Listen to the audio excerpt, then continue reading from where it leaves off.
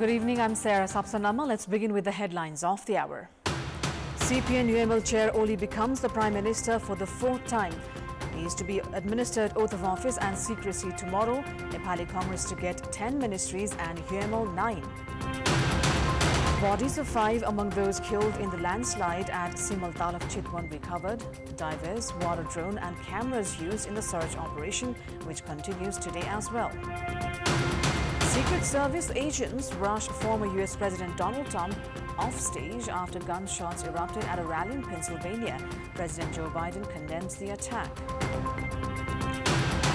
England up against Spain in the Euro 2024 final. Title decided in Berlin to kick off at 45 minutes past midnight Nepal time tonight.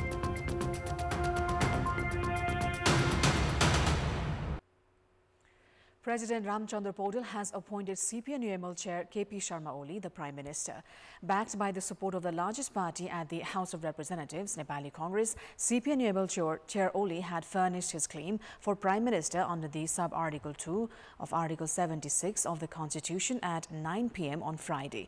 Oli, who has been appointed the Prime Minister for the fourth time, will be administered his oath of office and secrecy at 11 tomorrow morning by President Paudel. Based on the agreement between Nepali Congress and CPN-UML, Nepali Congress is to lead 10 ministries, including a position of Deputy Prime Minister, while CPN-UML is to have 9 ministries. However, as efforts are underway to include other parties in the government, the share of the ministerial portfolios could change. Prakash Man Singh is understood to be leading the figure for Nepali Congress in the new government with the designation of Deputy Prime Minister and Minister for Physical Infrastructures and Transport. Nepali Congress Parliamentary Party Chief Whip Ramesh Lekhak is almost certain to be the new Minister for Home Affairs. Arju Rana Dewa, Jeewan Pariyar, Ramhari Khatiwada, Chandra Bhandari and Ajay Chaurasia are being rumoured as candidates for ministers from Nepali Congress.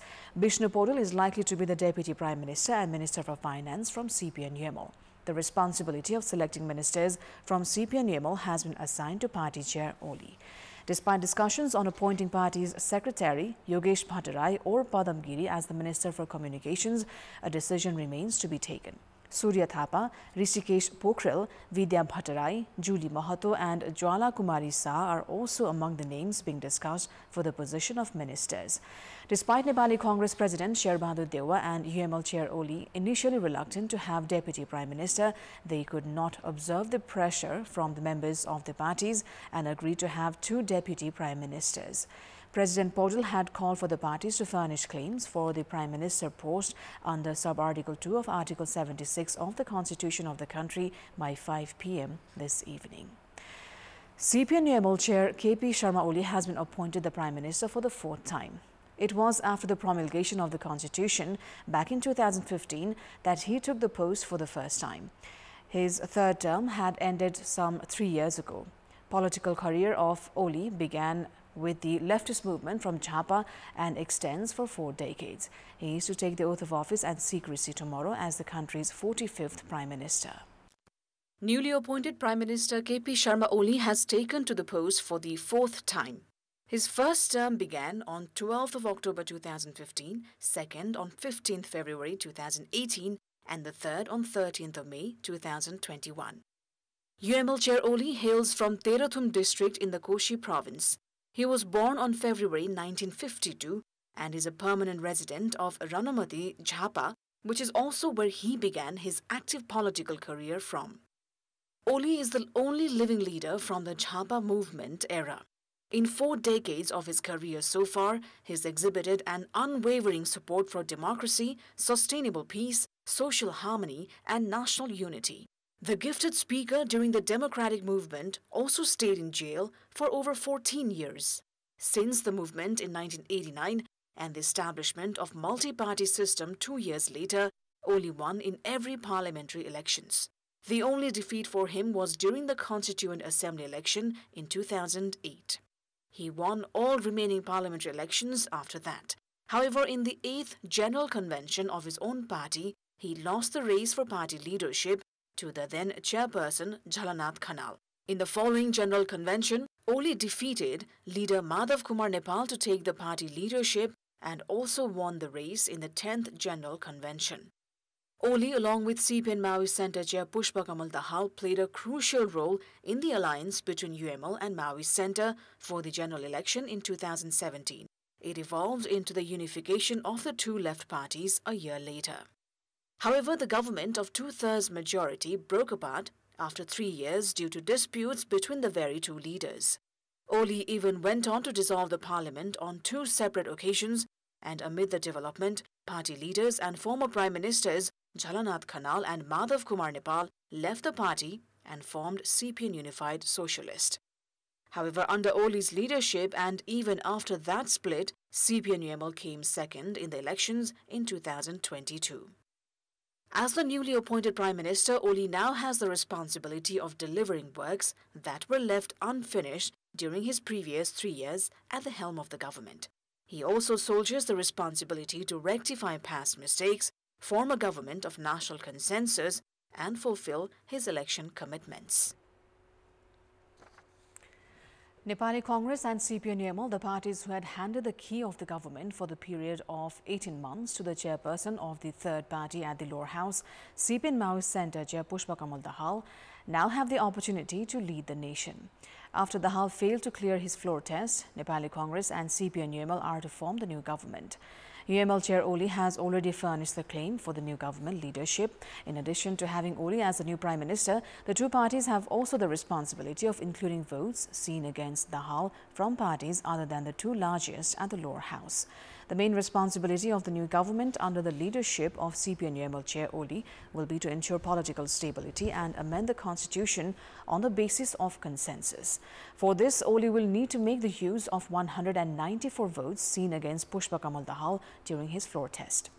Congress and UML have claimed that they are to form a national consensus government, but the parties to be included in the government are yet to be decided. The agreement between the two parties has also yet to be made public. Congress and UML have also not held formal talks with other parties for the formation of a consensus government. The two largest parties at the lower house now soldier the responsibility of winning the confidence of the public against Dahal. In addition to that, amendment of the constitution on the basis of necessity, service delivery for the public, good governance and reviving the economy must be the issue of priority for the new government. The parties will also need to make amends on past mistakes and create an environment for national consensus. However, the two parties have yet to make public the clear idea for their upcoming journey. Despite the plan of Congress and UML to move forward on the basis of their agreement, the path ahead is not as simple as portrayed. Address of Pushpakamal Dahal at the Parliament on Friday has hinted towards a tough path ahead for the two largest parties at the Parliament. Voices of CPN Maoist Centre and Madhesh-centred parties require to be heard while addressing the issues of the election and inclusive proportionate systems. Nepali Congress and CPN-UML also need to settle the aggressive allegations made by CPN Maoist Centre Chair Dahal. If the collaboration between the two parties of the parliament started for political stability is to deliver the expectations, they need to hold talks with all parties and develop a clear roadmap for the days ahead. Outgoing Deputy Prime Minister and Home Minister Ravi Lamichhane has urged Nepal Police to move forward the investigation against him on disputed issues. Speaking at a press meet held at the Home Ministry in Singhadarbar earlier today, Lamichhane said the investigation can move forward if it had been influenced by him during his tenure as minister. He also claimed that he had not influenced the administrative process while in office.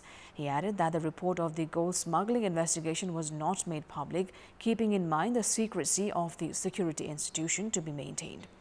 He also announced that the government is very close to identifying the murderer of Nirmala Panta. Search is on for the third day today of the two buses and its passengers that were swept away by landslide into the Trishuli River in Simaltal of Chitwan along the Prithvi Highway. 5 bodies were retrieved, 3 of whom have been identified so far. The team has been using water drones and sonar cameras in the search operation. The search team has said pipeline inspection method has been used with the sonar cameras. A total of 65 passengers were on board the 2 buses, of which 3 had escaped the accident by jumping off the bus. 4 bodies were recovered yesterday and the 5th this morning. The rescue team has also been using a magnet to detect the bus. Search has been difficult due to muddy waters. Families of the missing passengers have urged authorities to intensify the search. Meanwhile, outgoing Prime Minister Pushpa Kamal Dahal had called on the chiefs of all 3 security entities this morning and inquired on the update. He also urged for expediting the search operation. It is time now for our segment Public Pulse, where you text us with your opinion. The question is, why have targeted groups not been able to receive scholarships at the school level? Your options are A, influence of those with reach, B, high-handedness of schools, and C, indifferent local governments. The voting is on. Type NEWS, select your option A, B or C and send it to 34001 to share your opinion with us.